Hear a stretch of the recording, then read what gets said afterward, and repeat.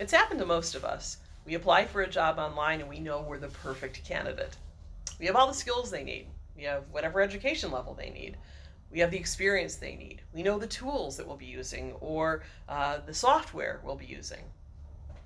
So we apply, and a day later, maybe a few hours later, maybe a few minutes later, we get a response, an email that says, sorry, we've gone with a more qualified candidate.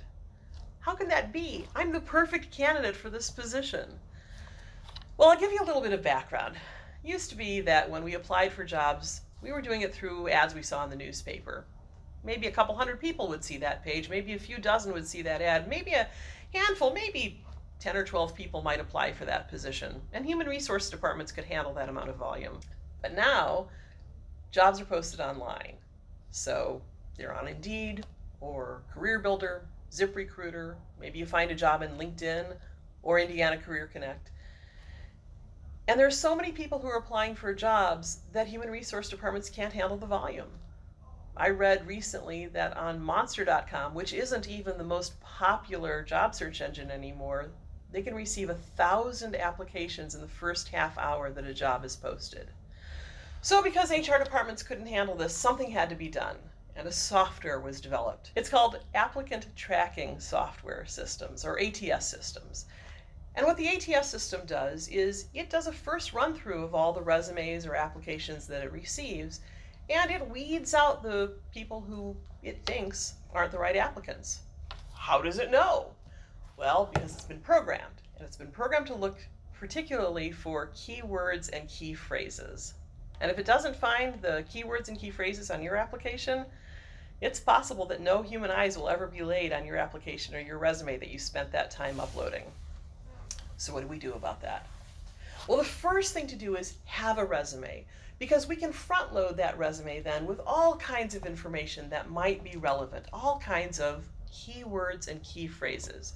For example, if I've operated a forklift, I don't just say that I'm a forklift operator. I talk about the different types I've used. Have I used stand-up, sit-down, sidewinder, scissor lift, high-low? Have I operated electric or propane? So all of that's already in my resume, so a lot of keywords and key phrases are already in there. A lot of people might say, I'm proficient in Microsoft Office.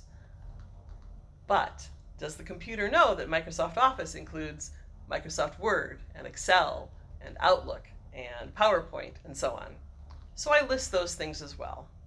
Now once I've done that, I've got a pretty good start. I've got a lot of detail in my resume, and very likely I've hit a lot of the keywords and key phrases that those applications will be looking for.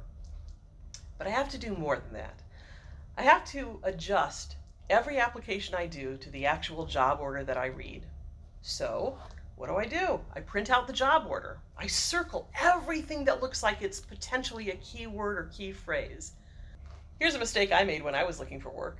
If I saw a posting for a job that said they needed somebody who was dependable, I would think, oh, that's great, I'm dependable, but I don't want to parrot what I see on there. I'll use my own word. I'll say reliable.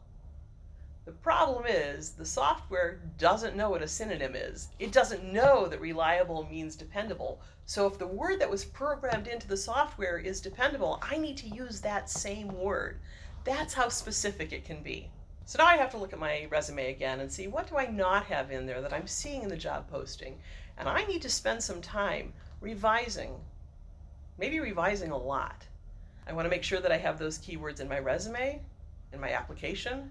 If a cover letter is allowed, I can have them in my cover letter. The more I use and the more I repeat them, the more likely I am to be able to get my foot in the door by bypassing the software. Maybe I'm looking for a job unloading trucks, and I see in the job order the phrase customer service. And I think, well, sure, I'm nice to people. I get along really well with people, but I don't have the words customer service in my resume. I'm looking for a job unloading trucks.